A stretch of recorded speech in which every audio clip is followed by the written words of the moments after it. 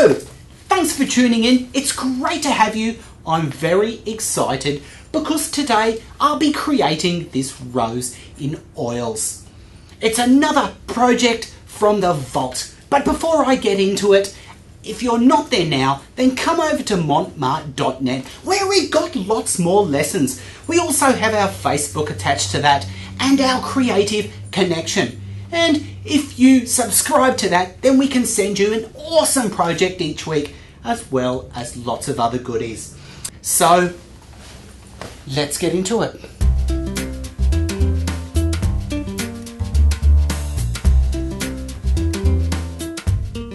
Today's lesson is quite special because I'll be creating a rose in oils, and I'll be adhering closely to the Flemish technique to produce it. I have made a couple of changes for the sake of simplification, but I don't think the finished product will be compromised for it.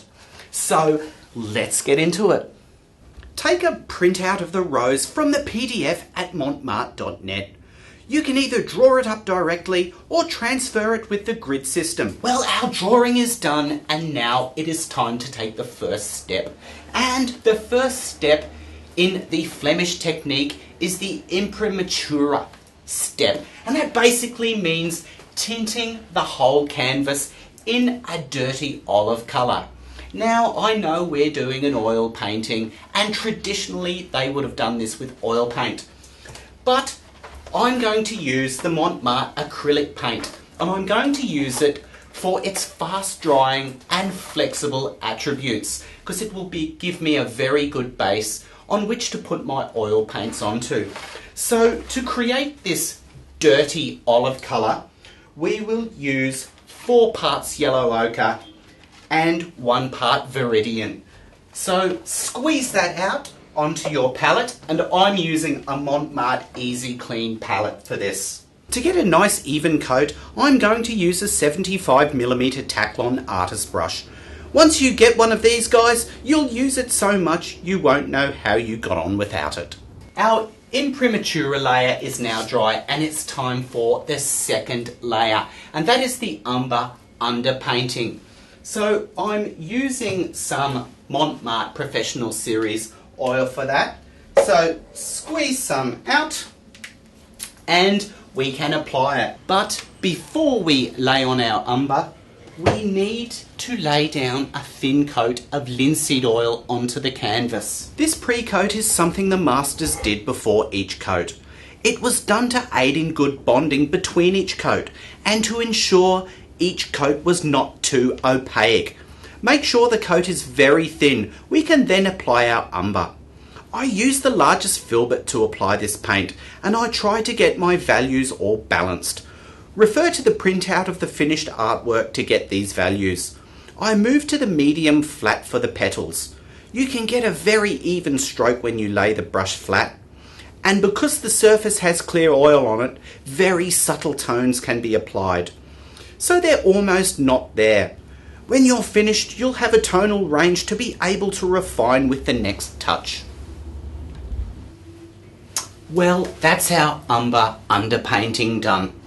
We'll let that dry and then we can do the next step, which is the dead underlayer.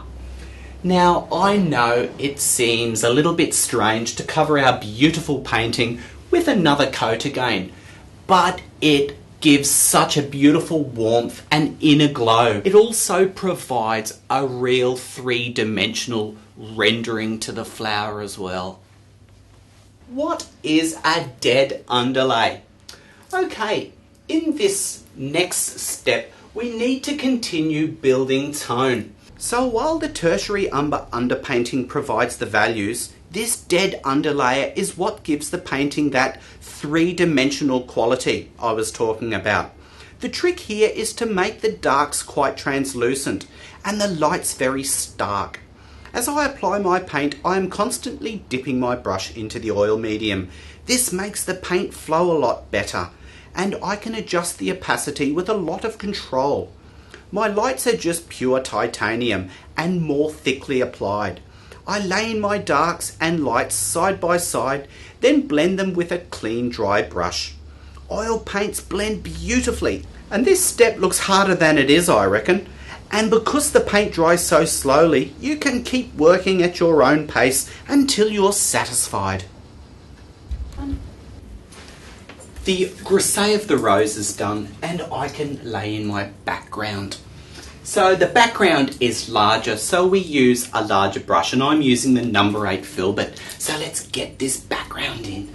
For the background, I will be following the umber values closely. As I work down the canvas, I lay the paint on very thinly, so the underpainting is visible under this layer. I darken the grey as I move down the canvas, so it is at its darkest at the bottom right-hand corner. Finally, we can add colour to our rose. The main thing to remember with this step is to add colour to our darks. Now for the colours, I will be using titanium white, vermilion, rose madder, yellow medium, violet and Prussian blue. Now I know it's a fairly limited palette, but I have broken the rose down to 8 main colour values, and we should be able to mix them quite easily with this set of paints.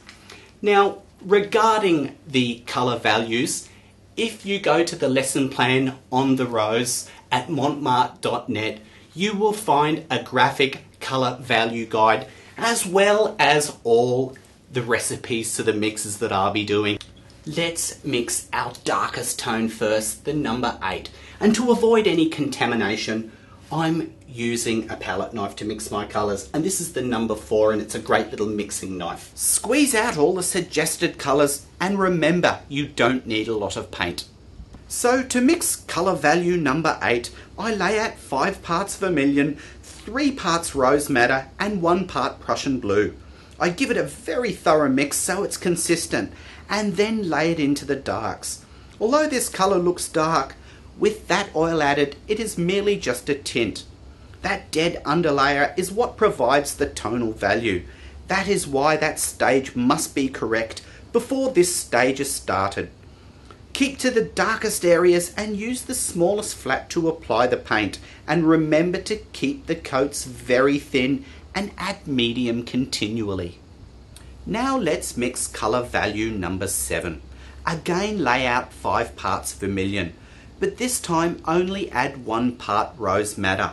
You will notice that I give my palette knife a wipe after every colour to avoid contamination. Now add 1 part yellow medium. This will make the colour a little warmer.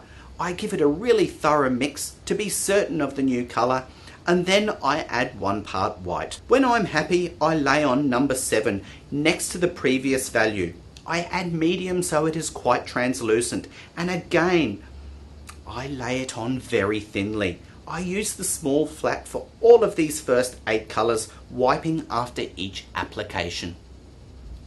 To mix colour value number 6, I lay out 4 parts vermilion, which is the key base colour. I also add 2 parts yellow medium and 2 parts white. Then I lay it on next to the number 7 value. You can see that I'm getting warmer as I move up the scale, and I'm following closely the dead underlayer's tonal values. Colour value number 5 is the same as value number 6, but an extra 2 parts of white have been added. I apply this and add lots of medium to it. As this colour is fairly light, I start to move into the lighter areas in the top of the rose and in the mid areas. I don't use a lot of paint. Colour value number 4 is basically number 5, but with another 2 parts of white added and 1 part yellow medium. This is then applied next to the previous value in the same manner as the values before. This colour is a light apricot, and despite being a different hue to the rest of it, it is in the same colour group, so it complements them. It also provides a good transition to the next values, which will be a lot lighter. Colour value number 3 is titanium white with a touch of value number 4. I paint this into most of the top part of the rose. Moving up to value number 2 now, and this is titanium white with a tiny touch of Prussian blue. Some might call this Arctic blue. Well, colour values 8 to 2 have been laid in, so it's time for the fun part, the blending. Use a nice clean brush for this, and I'm using a number 2 flat. Now, I know we haven't laid in the highest key value, number 1, yet, but we'll do that after the blending to avoid any contamination. This blending is a simple case of bringing the colours adjoining each other together and softly combining them seamlessly. The things to remember for successful blending are don't overwork it. Clean your brush continually and use a very, very light touch. Follow the form of each petal and bring the light into the dark. Also, it is best to use a brush with a round tip, like a filbert or a fan. Be mindful not to darken the lights too much. And if you do contaminate a light area with a dark spot, just remove it with a clean rag wrapped around the end of your paintbrush handle. There, lovely. Let us now apply our highlights, and we'll be using pure titanium white for that, and I'll be applying it with my number 10 round. Now, the thing to bear in mind with this is to lay the paint on reasonably thickly, ready for the next glaze on top of it. So let's get this paint on. As I said, this is pure titanium and will only lie in the areas of extreme highlight. Let's create the stem now, and these will be done with varying strengths of Prussian blue and medium yellow with a little bit of white here and there. So let's get that on. So I lay a very thin mix of yellow medium and linseed oil over the stem and sepals. Into that wet yellow I add some Prussian blue. In effect, I'm mixing the colour directly onto the canvas. This way a vibrant colour can be created. Greens have traditionally been a problem for a lot of artists, as they can come out looking flat and dirty. Now I just work down the stem, reinforcing the tonal rendering that's already there. Let's put the background on now, and we're going to use the same colours as we did for the greens on the stem here, but we're going to add a little bit of vermilion, just so that it's a totally different green colour. So we're going to follow the same values from light going to dark. I use the large filbert for this and lots of medium. I don't want my colour to be too flat, so I mix the paint directly on the canvas. You'll notice as I'm scrubbing this colour on, I'm keeping it very, very thin, so I can see that dead underlay coming through. I add more Prussian blue, darkening as I go, all the while adding medium to ensure translucency.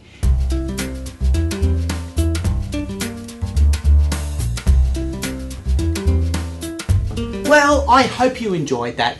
There is just something really lovely about oils. And don't forget to join our creative connection. Have a look at our other lessons and join us on Facebook, because I'd love to meet you. So until next time, please keep on painting.